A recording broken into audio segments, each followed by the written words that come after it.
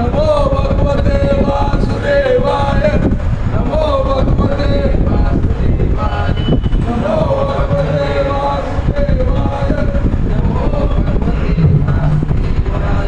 नमो भगवते वासुदेवाय नमो भगवते वासुदेवाय नमो भगवते वासुदेवाय नमो भगवते वासुदेवाय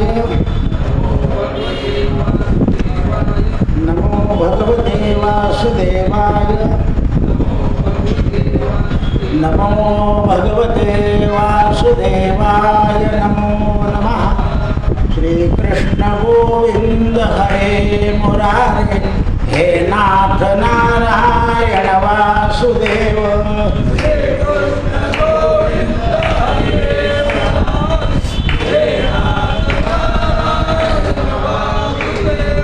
श्री कृष्ण गोविंद हरे मुरारे नाथ नारायण वासुदेव।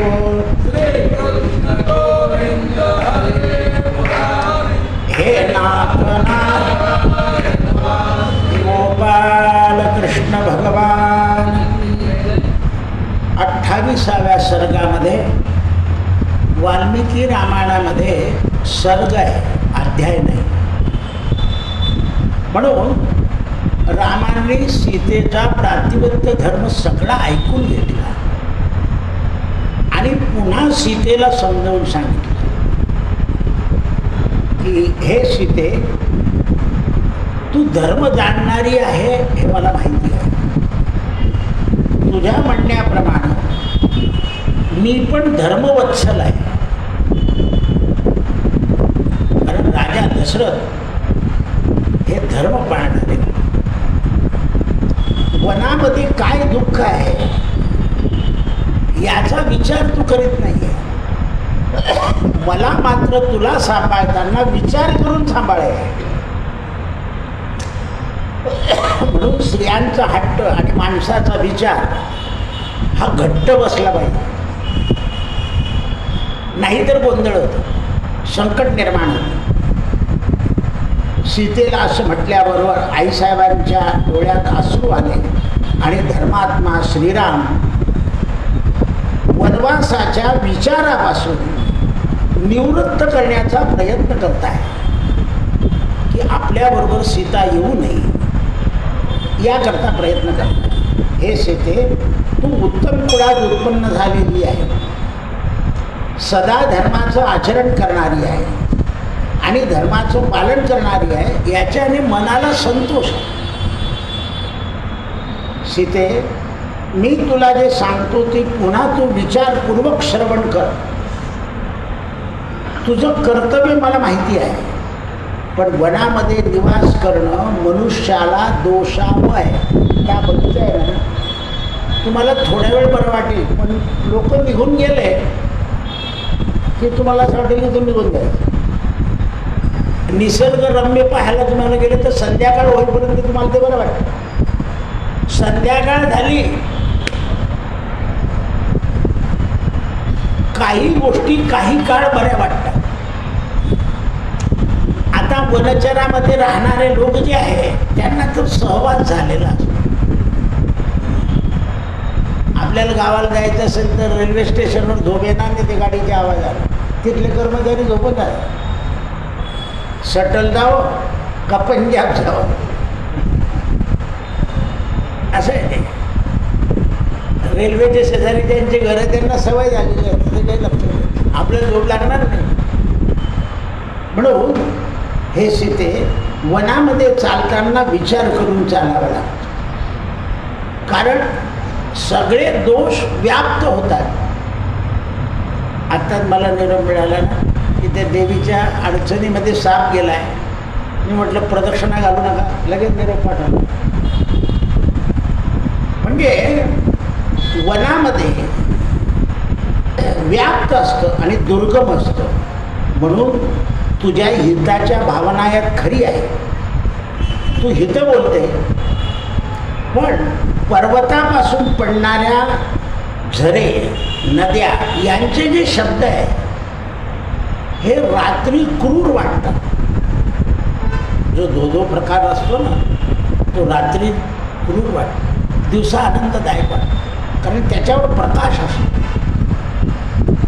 त्यावेळेला सिंह पाणी प्यायला येतात, व्याघ्र येतात, गर्जना करतात. माझ्या आयुष्यातला एक प्रसंग सांगतो तुम्हाला. स्वामी प्रणवानंद, गजाननराव गरुड, आम्ही 26 ब्राह्मण पाटण्याच्या देवीला 1972 साली नवचंडीला करतो, पौष महिन्यातल्या दिवस. आणि प्रणवानंद ते देवीचा जो दोन्ही बाजूला आपण चढतो तिथे जे ओटे आहे त्याच्यावर पौष महिन्यात हे दोन्ही हात असे आणि अशी मान आणि पाय लांब झोपले. आता त्यांचं अगदी लाडाचं प्रेम होतं. मी म्हटलं स्वामी मी पण झोपतो तुमच्यावर. म्हणे दादा तू झोपू नको इथे, तुझ्याकडून ही थंडी सहन होणार नाही. मी 10ला झोपलो तर 1 वाजेपर्यंत मला ते सहन झालं. गजाननराव गरुड आले, मला म्हणे गुरु हे आपलं काम नाही आहे. म्हटलं तुमच्या अंगावर पोट काय काम करतं, तर लांब पोट घालत होतो थंडीचं, तो टाकून नाही म्हटलं माझ्या अंगावर. मी 3 वाजेपर्यंत झोपलो होतो, पण प्रणवानंद 3:30 वाजेपर्यंत तसेच तसे. आणि बरोबर 2:30 ते 2:45ला एक वाघ आला आणि त्याने नदीच्या तिकडून देवीकडे पाहून अशी डकारे मारले आणि प्रणवानंद म्हणे दादा घाबरू नको, तो आपल्याकडे येणार नाही. आता किती केलं तरी लहान 72 साल. मी हळूहळू देवीच्या मंदिर त्याने 3 डकाऱ्या मारल्या. प्रणवानंद उठून बसले, वाघ निघून. अजूनही ते पितळ खोरं वगैरे कठीण आहे. इतका जरी सहवास झाला तरी पितळ खोरं जे आहे ते अजून कठीण आहे. मला 72 नंतर मी एकदाच गेलो, नंतर गेलो नाही. या गडावर सुद्धा मला असाच अनुभव आला रात्रीच्या वेळा. तर अशी डडकारी येते. आणि मनवेल आहे ना, मनवेलला बनवारी बाबा होता. तर सगळ्या ब्राह्मणांनी सांगितलं बाबाला की बाबा उद्याच्या वेळा वाघ आला पाहिजे, म्हणजे तुम्ही बसाल. ते गेलेलं वाघाचं पिल्लू घेऊन आलं. आता ते पिल्लू आणलं, त्याची पूजा केली, तोपर्यंत त्याची माय आलीच चौथाळा बाबाने तिला असा थांबून गेले आणि एकटे जाऊन ते पिल्लू घेऊन आले. तर हे म्हणून राम सांगताय हे सीते या वनामध्ये असं खडतर असतं. वनामध्ये निर्भयता नसते. मनुष्याला वाटतं की मी राहून जाईल. वनामधल्या नद्या ह्या वाहताना अधिक जोर करतात रात्री आणि मार्ग कठीण करतात. म्हणून तू येण्याचा हट्ट सोडून दे. दिवसभर झालेल्या परिश्रमानं मनुष्य झोपून जातो, बेसावध राहतो आणि पशु पक्षी जीव जंतू मानवाच्या मांसाची आस धरून राहतो. जसं आपण तुम्ही आता चांगल्या पदार्थाची आस राहिली नाही या कलियुगामध्ये. फाफडा, डोसा,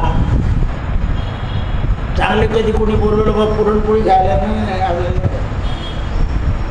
कलियुगामध्ये कदान्नाची वासना जास्त होती. कदान्न खाऊ नये असं नाही, पण प्रसंग आला म्हणून ते म्हणतात हे मिथिले कुमारी तुझे शक्तीनुसार तुला उपवास करणं कठीण जाईल. तुला डोक्यावर जटा धारण करणं कठीण जाईल आणि वल्कल धारण कठीण जाईल. देवता आणि पितर आणि अतिथी यांचा आदर सत्कार तुला करताना उपयोग नाही. आणि देवाची पूजा करताना काही करता येत नाही, कारण वनामध्ये देवाची पूजा फक्त फुलाने करता येते. वनामध्ये काही नाही, धूप नाही, दीप नाही आणि पाणी असलं तर तेवढं. म्हणून नर्मदे काठी असलेले महादेवाच्या मंदिरामध्ये फक्त पाणी आणि बेलाचं पान, पाणी आणि बेलाचं पान. त्याचं वर्णन असं आहे, दक्ष राजा यज्ञ करीत होता आणि यज्ञ करताना त्यांनी विष्णूचा यज्ञ केला आणि विष्णूच्या यज्ञामध्ये जर शिव नसले तर विष्णू प्रसन्न होत. दक्ष राजाने मोठी विष्णूचा यज्ञ करून मूर्ती बसवण्याचा प्रयत्न केला. तो जो विश्वकर्मा होता त्याला माहिती होतं, म्हणून त्याने एक महादेवाची पिंड तयार करून ठेवली होती. काही केल्या प्रतिमा स्थापन होईना. मग दधीची ऋषी आले आणि त्यांनी सांगितलं, दक्ष राजा तू इथे शंकराचा अपमान केला आहे, विष्णू बसणारच नाही. म्हणजे बळजबरीने बसत नाही. मग त्या विश्वकर्मानं ती महादेवाची पिंड दिली आणि सतीने एकच बेलाचं पान वाहिलं आणि भगवान विष्णू बसून गेले. तर बेलाचं वनामध्ये पूजा करायची असेल बेल, फूल आणि तुळशी याच्यानेच पूजा होते, बाकीचं काहीच नाही. धूप नाही, दीप नाही, घेणं नाही. म्हणून आपण अरण्यात मंदिरं पाहतो ना, कोणीतरी केव्हा तरी दिवा लावलेला असतो, उदबत्ती लावलेली असते. आता आधुनिकता झाली म्हणून तिथे बाजार भरतो, म्हणून तुम्हाला पूजेचं साहित्य मिळून जातं. पण वनामधली पूजा फक्त पुष्पपूजा आहे. म्हणून आता हे ज्यांच्या घरी फुलं नाही ना, हे वयोवृद्ध लोक मला विचारायला, दादा पूजा होत नाही, काय करावं? मी त्यांना सांगितलं, जुने फुलं काढायचे, नवे फुलं व्हायचे आणि रविवारी पूजा करायची. सांगावं लागतंय. ते म्हणतात असं कसं, आणि मग त्यांच्याकडून होतच नाही ते. तर वानप्रस्थाश्रमातली पूजा म्हणजे फुलं वाहणे, तुळशी फुलं काढून घेणे आणि नवीन वाहून देणे, झाले फुलं. अरण्यामध्ये राम सांगताय, वाल्मिकी रामायणाचं प्रमाण आहे. राम सांगताय की सीते तिथे पूजा करायची म्हणजे असलेलं पाणी, काही काही ठिकाणी पाणी नसतं म्हणे, नुसते फुलं व्हावे लागतात. पुष्पम समर्पयामी. आणि म्हणून शंकराला सगळेच पानं वाहतात. बेलाचं पान आहे, निरगुडीचं पान आहे, चाफ्याचं पान आहे, सगळे पानं तोडायचे आणि व्हायचे. म्हणून हरतालिकेच्या दिवशी स्त्रियांना सगळी पानं व्हायला सांगितली. आवळ्याची, कारण पत्र आणि पुष्प, पत्र आणि पुष्प, शंकराला सगळी फुलं उघडे, धतुरा, नागाची फळं, सगळं उघडे. आता मध्यंतरी ते कोणीतरी सैन्यानं बेलाचे पानं खाल्लं की असं होतं, लोकांनी भराभर खायला लागले. सगळ्यांचे कसे केले, मला डॉक्टर लोकांनी निरोप पाठवला, ते पानं नाही सांगा म्हटलं. मग ते लोक ऐकतील तेव्हा ना. लोक काही ऐकतात ते काय, एक पान खाल्लं तर ठीक आहे, 10-15 पानं खाल्ले की घसायला गरम आहे तो बेल. हे लक्षात आलं पाहिजे. वनस्पती म्हणून रामाने सांगितलं की तू कर्तव्य प्रधान आहे आणि तुझा विवाह झाला आहे. तू आता हे सीते फलपुष्पाच्या द्वारानं पूजा करण्यापेक्षा इथे राहून देवताची पूजा चांगली कर. हे मिथिले कुमारी जानकी, वनवासामध्ये आहाराने संतोष होत नाही, कारण तो दुःखरूप असतो. सगळे गोड फळं मिळत नाही. आपल्याला बाजार आहे म्हणून सगळे फळं मिळून जातात. आवडीचं फळ आणू शकतो आपण. वनामध्ये कोणत्या वनात कोणतं फळ आहे, कोणत्या वनात आता कुठलेही फळं येत आहे, परदेशातले फळं सुद्धा येत आहे, तर तुला संतोष मिळणार नाही. हे भामिनी, पहाडावर सर्प, अनेक प्रकारचे जीव जंतू असतात, ते कष्टदायक आहे. नदीवर निवास केला तर मगराची भीती असते, सर्पाची भीती असते. हे अबले पतंग, विंचू, किडे, डास, मच्छर हे सदा सर्वदा कष्ट देणारे वनामध्ये दुःखरूप आहेत. म्हणून समर्थ रामदास स्वामी म्हणतात, हे सगळे प्राणी सुद्धा म्हणतात घरते माझे. ढेकूण म्हणे घर माझे, मुंगी म्हणे घर माझे, पाहुणा म्हणे घर माझे. आपलं घर आलं की उतरून जावं, पाहुणा आलेला असतो, आलं आमचं घर. तर घरते कोणाचे म्हणजे सिटी सर्व नंबर, नगरपालिका नंबर, आपला नंबर. कोणाचं घर आहे? घर ते कोणाचे? ते हे भामिनी वृक्ष, कुश, कास ह्या सगळ्या शाखा तिथे पडलेल्या असतात. वनामध्ये मनुष्याला अधिक शारीरिक कष्ट होतात. वनामध्ये सदा दुःख भोगावं लागतं. क्रोध आणि लोभ याचा त्याग करावा लागतो. काही झालं तरी क्रोध करायचा नाही आणि कुठल्याही गोष्टीचा लोभ घ्यायचा नाही की बरोबर घेऊन जाऊ नाही, जेवढं घेतलं तेवढं चाललं. लोभच नाही करणार, कारण लोभ केला की क्षोभ. लोभाचं फळ काय आहे? क्षोभ. अतिलोभ तो क्षोभ नाना विकारी. नाना प्रकारचे विकार निर्माण होतात. म्हणून लोभ आणि क्रोधाचा त्याग करावा लागतो. तपस्येमध्ये मन लागत नाही. सगळ्या स्थानांचं भय वाटतं, कारण मला तपश्चर्या करायची आहे. माझं लक्ष तुझ्याकडे नाही म्हणजे माझ्याकडून तप होणार नाही. याकरता तू वनात न येणं हे ठीक आहे. सगळं कुशल राहील. महात्मा रामानं सीतेला वनामध्ये जाण्याकरता विचार बदलवले. सीतेला दुःख झालं, डोळ्यातून अश्रू आले आणि सीतेने रामाला पुन्हा प्रश्न टाकले. कारण सीता शक्ती आहे. रामचंद्रांचं वचन ऐकल्यावर सीतेला मोठं दुःख झालं. मुखावर आसू आले, धारा वाहू लागल्या आणि म्हणाले, हे प्राणनाथा, वनामध्ये दोष आपण दाखवले, पण आपल्याबद्दल जो स्नेह आणि गुण आहे त्याचा परिणाम काय? म्हणे काय परिणाम होणार माझा? अहो म्हणे, तुमचं रामरूप पाहिल्यानंतर ते प्राणी,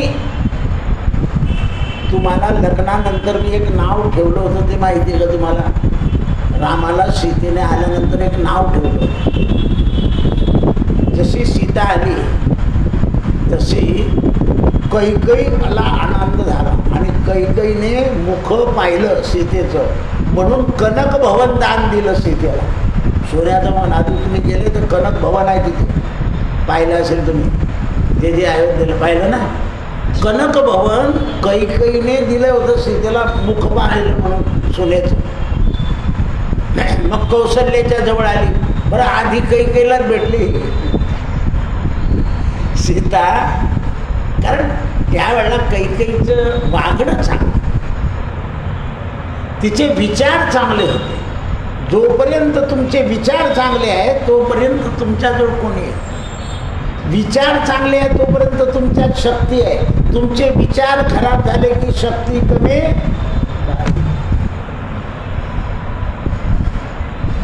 म्हणून विचार चांगले राहिले पाहिजे माणसं. कोणाचे 10 रुपये माराचे विचार केले म्हणजे समजून जायचे आपली शक्ती कमी झाली. कोणाला बुडवायचं ठरवलं, कोणाला फसवायचं ठरवलं, शेतीचा माल खोटा सांगितला, शक्ती कमी होते. सत्यानं बल वाढतं आणि असत्याने बल कमी.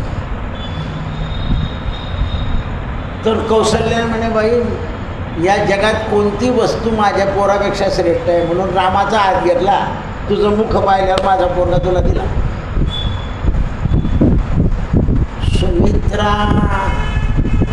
लक्ष्मण कोणी म्हणत नव्हतं लक्ष्मणाला, सुमित्रानंदन सुमित्रानंदन. या सुमित्रेला आला होता कंटाळा, माझ्याच नावाचं काय माझ्या पोराला म्हणता नाही, त्याला याला देऊनच टाकायचं. म्हणून तिचं मुख पाहिल्यावर सीतेला लक्ष्मणा आपल्या सुमित्रेने सांगितलं की हा तुझा पोरगा पुत्र. मी तुम्हाला मागे सांगितलं होतं, माहेश्वरी समाज आहे ना, यांच्याकडे आपल्या लहान दिराला लालजी म्हणायचं प्रथा आहे. लालजी म्हणजे कृष्ण. मला सगळं माहेश्वरी समज असं काय, तर त्याचा अर्थ असा आहे, दिराची नजर वहिनीवर जाऊ नये म्हणून तू देव आहे, असं आहे ते. असा प्रश्न आहे. म्हणून लालजी म्हणते ती, आपण भाऊजी म्हणतो ते लालजी म्हणतात. काय संस्कृती आहे भारतातली, विचार करा थोडंसं. शब्द काय वापरले, त्याला जर देव म्हटलं तर त्याचा परिणाम होईल ना त्याच्यावर. आज शिक्षा झाली 40 दिवसात. पुतणीला जमिनीवर आपटून आपटून मारलं होतं.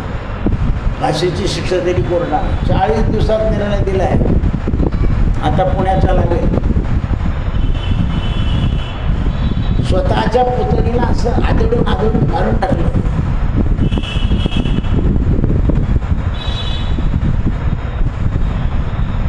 कारण वातावरण खराब आहे. न्याय कडक करावे लागतील. म्हणून त्यावेळेस सुमित्रा म्हणजे सीता जेव्हा आली तेव्हा औरस पुत्रच मिळून गेला लक्ष्मण. मग रामाने पाहिलं की गेलं सगळेच देत आहे. मग म्हणे तुम्ही काय देतात तुमच्या घरी आल्यावर? तर सरयू नदीचं पाणी घेतलं. हे माझ्या सरयू नदीला स्मरून सांगतो, माझ्या स्वप्नातही परस्त्री येणार नाही. मग रामाने सीतेला विचारलं तू काय देणार आता? तर म्हणाले मी तुमचं नाव बदलवणार. म्हणाले का? तर तुम्ही करुणाघन म्हणणार म्हणून देवाला नाव सीतेने ठेवलंय रामाला. करुणा पारावारा वरुणालय गंभीरा नारायण नारायण जय गोविंद हरे.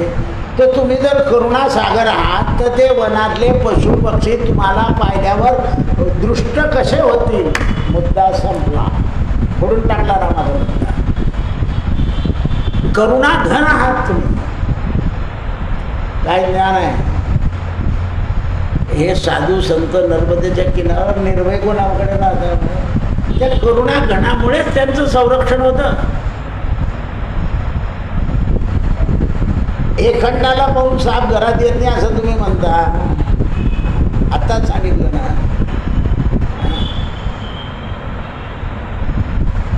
आस्तिक ऋषीची शपथ घातली की तो चालला जातो. हे अजूनही घडत आहे.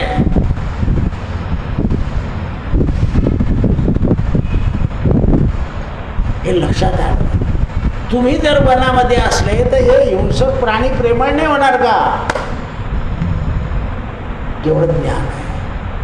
मग आपण जर त्याच्याशी करुणा भागली. अनुदिनानुतापे तापलो रामराया परमदिन दयाळा नीरसी मोह माया आचपळ मन माझे नावरे आवरिता तुझ विनक्षण होतो धावरे धावाथा रघुपती मती माझी आपुलीसी करावी सकळ तेजुनी भावे कास तुझी धरावी झडकरी झडकाली धाव पंचाननारे तुझ बिन मधून येती जम्बुकी वासनारे. समर्थाने लिहिलं. जसं गुरुवारी दत्तबाबाने म्हणताना तसं बुधवारी रोज करुणाटक म्हणून टाकत. करुणा भागायची आहे. आपण करुणा सागर आहात. त्या हिमालयामध्ये कसे राहत असतील हे साधू? करुणा घन. त्या जवानानं तो हे टाकला होता ना व्हिडिओ. जवान बंदोबस्त करत होते आणि तो एक महात्मा आला 3:30 वाजता रात्री आणि त्याने तो बर्फ फोडला. ती बर्फ बाजूला काढला. त्या नदीमध्ये उडी मारले. अंगावर पाणी घेतलं. त्यानं टाकलं होतं की एवढ्या थंडीत ते बर्फाचं पाणी काढायचं गंगेचं ते अंगावर टाकायचं आणि उघड्या होतं. करुणा. आपण करुणासागर आहात. त्याला रामाचं प्रवचन सभा केलं सीतेने. कारण कोण आहे? सीता शक्ती. जसं आपण म्हटलं की आता उद्या कसं ती बाई म्हणते तुम्ही जा हो मी पाहून गेली सगळं खलास. तुम्ही जाता करत तर काही नाही. डोकं उठवत जाता तुम्ही. आपण येतो तेवढं ती बाई सगळं करून मोकळं. शक्ती आहे. शक्तीला युक्ती लागते. नाही तर काही शक्ती काय करू काय करू काय करू.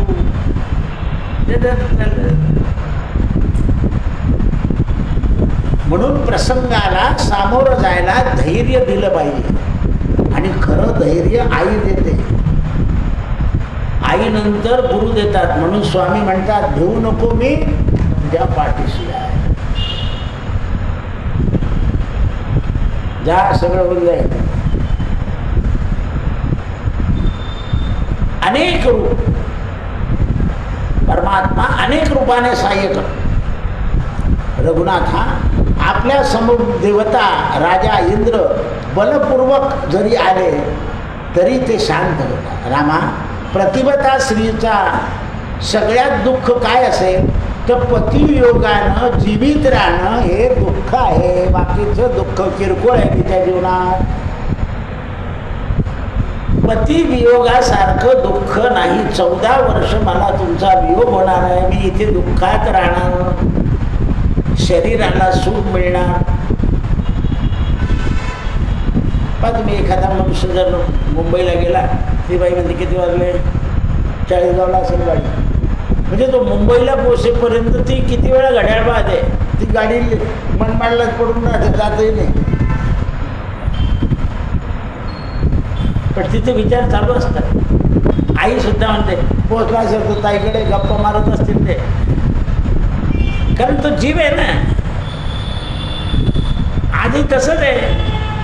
आणि ज्या बाईला वाटलं गेलं बैदा गेला आता सुखाने झोपू, तिला गोष्ट वेगळी आहे. कारण कर्कश भानकुडाळ मनुष्य नसलेलं बरं वाटतं. म्हणून महाराज आपण सांगितलं वनातले दोष आणि वनातले दुःख. मी तुम्हाला महाबलीवीर हस्तरेषा पाहणाऱ्यांनी मला एका ब्राह्मणीच्या मुखाच्या द्वारानं सांगितलं होतं की तुझ्या जीवनात वनवास आहे. माझ्या बापाच्या घरी एक ज्योतिषी होता, त्याच्या बायकोने माझा हात पाहिला होता आणि तिने सांगितलं होतं की तुझ्या नशिबात वनवास आहे. पहा तुम्ही परत पुष्कळ स्त्रिया पतीकडे येतात. सासूचा वनवास, नवऱ्याचा वनवास, सासऱ्याचा वनवास. तर असं सगळं असून भोगूच देत नाही ते.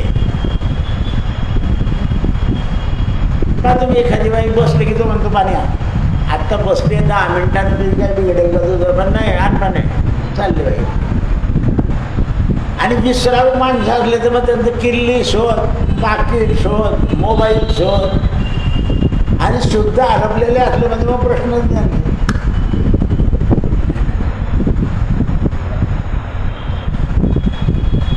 ते आता हे घालून जाताना लोक गळ्यात ती बाई म्हणते आधी मात्र ते ठेवता नाही तर सकाळी उशीच्या घाली ठेवतील, इकडे ठेवतील. असे 12 बाई कारस्थान. दुकानाची किल्ली कुठे असं आहे. मग त्या बाईला सवयी माहिती असतात म्हणून ती आखून ठेवते सगळं. तशी सीता सांगते की मला त्या ब्राह्मणीने सांगितलं होतं की तुझ्या जीवनात वनवास आहे. भविष्याचा उपयोग केला आहे. बऱ्याच लोकांच्या जीवनात संसारात वनवासच असतो. त्रास, विपरीत त्रास. म्हणून कन्या आणि पुत्र हे आईच्या बाजूने राहिले पाहिजे. की आपला बाप असा आहे, आपले आजी अशी आहे, आपल्या आईच्या बाजूने. आणि त्याच्याकरता आईने पुत्र घडवले पाहिजे. आपण फक्त लौकिक शिक्षणानं मुलांना घडवतोय आणि त्यामुळे त्यांना 4 चौघात जीवन जगता येत नाही आहे. जगता आलं पाहिजे जीवन. सामाजिक, राजकीय, आपत्यांमधलं जीवन जगता आलं पाहिजे. कुठे गेले की असे बसून बोललं पाहिजे, चाललं पाहिजे, विचार विनिमय केला पाहिजे. त्या रेल्वे स्टेशनवर सुद्धा मुंबईकडची गाडी इकडे येणार का तिकडे येणार असं विचारलं. खरं म्हटलं तू सुशिक्षित बोर्ड तर वाच.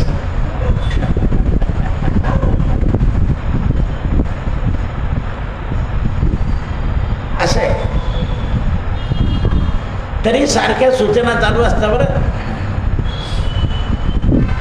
म्हणून ते म्हणतात माझ्या भाग्यामध्ये जो भोग आहे तो तर मला भोगावा लागेल रामा, असं कसं काय झालं. म्हणून आणि तुमच्याबरोबर आलाय आणि तुमच्याबरोबर भोगताना दुःख कसं होईल. कारण तुम्ही माझा निम्मा वाटून घ्या, मी तुमचा निम्मा वाटून घेईल. हा हा, कसं पटवलं आहे.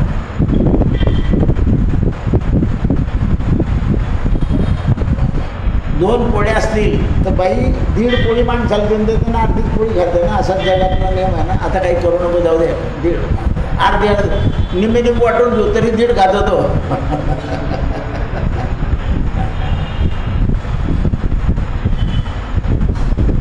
असं आहे. म्हणून वीर लोक जाणत असतात वनामध्ये दुःख आहे, वीराला दुःख होत नाही. तुम्ही क्षत्रिय कुळात आहात, मी क्षत्रियाची कन्या आहे. वाव, मला दुःख सहन करण्याची सवय आहे. पित्याच्या घरी कुमारी अवस्थेमध्ये शांतीपरायण भिक्षुकानं मला तुझ्या नशिबात वनवास आहे असं सांगितलं होतं. एक भिक्षुकानं म्हणा, हे जे रस्त्यावर येताना हे लोक, तुम्हाला कोणी मान देत नाही, तुम्ही इतकं करता लोकांचं, तरी कोणी असं बरोबर सांगत असतं आपलं फेसिंग आहे ते, तुम्हाला परवडत नाही, आजूबाजूचे लोक तुम्हाला घुसतात. ते बरोबर असं सांगितलं की पटून जातं आणि त्याला 100 रुपये देतात.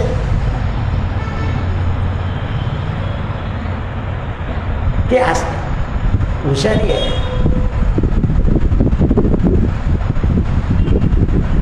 बहुरूप्या ओळखण्याकरता ज्ञानी माणसानं नंदी बैल आला होता, तर त्याला पाठीचा खडा मागल्यावर त्याने पाठ हलवली, त्याला बक्षीस दिलं होतं. कारण ओरिजिनल बैल असेल तर त्याची पाठ हलेल, माणसाने जर नंदीचं रूप घेतलं तर त्याची पाठ हलणार नाही, पण त्याने हलवली होती म्हणून त्याला बक्षीस दिलं. कसं ओळखायचं. गजानन महाराज रूप घेतो. गजानन महाराज आपल्याकडे आले म्हणायचे, गजानन महाराज दिले रस्त्यात. गजानन महाराज स्वामी समर्थांच्या रूपात ब्राह्मणाच्या घरी कसे गेले ऐकल्यावर सुद्धा तुम्ही कोणालाही गजानन महाराज म्हणता, म्हणजे करायचं का. रूप दाखवलं स्वामी समर्थाचं आणि महाराजांचं रूप दाखवलं.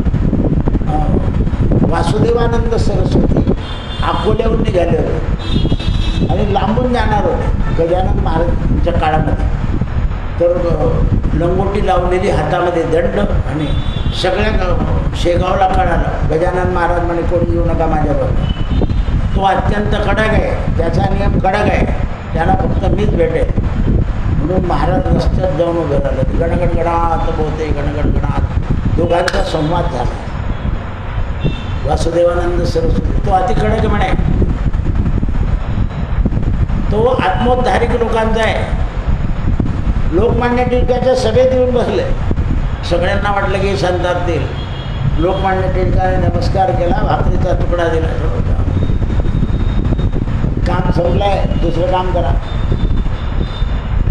एवढा ऐतिहासिक निर्णय महाराजांचा आहे. पण लोक फक्त पोरीच्या लग्नापुरतं महाराजांचा चरित्राचा पारायण करत असतात. गजानन विजय दासगणू महाराजांनी लिहिला आहे. दासगणू महाराज पोलीस कॉन्स्टेबल होते, तमाशाचं कीर्तन असतं. पण काय केलं जगात, कोणी सुधारवलं? संतांनी. म्हणून संतांच्या पायी माझा विश्वास. हे रघुनंदा, मला आता तुमच्याबरोबर न्यावं लागेल, तुम्हाला अनुमती द्यावीच लागेल. शुद्ध आत्मनानं तुम्ही माझे स्वामी आहात, तुमच्या मागे मी येणं हे माझं कर्तव्य आहे. अनुगमनानं परलोकाचं सुद्धा कल्याण मला नको आहे, फक्त तुमच्यावर. पती सेवा केल्याने परलोक चांगला मिळेल, मला परलोक, ये लोकच महत्वाचा आहे. ये लोक नेट केल्याशिवाय परलोक मिळत नाही. महाबली वीरा, लोकांमध्ये पित्याच्या आज्ञानंतर पतीचीच आज्ञा पाळायची असते. मी आपली धर्मपत्नी आहे, उत्तम व्रताचं पालन करते आहे, मी प्रतिव्रता आहे, याकरता हे काकुस्थ कुलभूषणा रामा, माझ्या प्रातिपत्य धर्मामध्ये आपण आडवे येऊ नका. शेवटचा शेरा मारलाय. जर आपण या दुःखामध्ये मला सहाय्य केलं नाही तर माझं जीवन विष, अग्नी याच्यामध्ये किंवा जल, 3 गोष्टी म्हणे, विष, अग्नी आणि जल याच्यात कुठेतरी मला घालवावं लागेल. म्हणजे पूर्वीपासून स्त्रिया दम देता हे खरं. काय देता? दम. सीतेने सुद्धा देऊन टाकला आम्हाला. अशा प्रकारे सीतेने वनात जाण्याकरता याचना केली महाभाऊ रामानं निर्जन वनामध्ये, तरीही जाण्याची अनुमती दिली नाही. मिथिले कुमारी, तू चिंता करू नको, गरम आसू काढू नको, विदेही नंदिनी चिंतित होऊन कुपित होऊ नको. रामचंद्रानं तुझे विचार अजूनही निवृत्त कर म्हणून रामाला आग्रह करते आहे, विलाप करते आहे. रामाच्या बरोबर जाण्याची स्वीकृती मिळवून घेण्याकरता आपल्या माता, पिता आणि गुरु शतानंद यांचं स्मरण करते आहे. ध्यानमग्न झाली आणि राम स्थिर झाले. कृष्णा सत्यगुरु राय कृपा मज केली, परिणाय घडली सापडले वाटे, दाता गंगा स्नाना हो जना.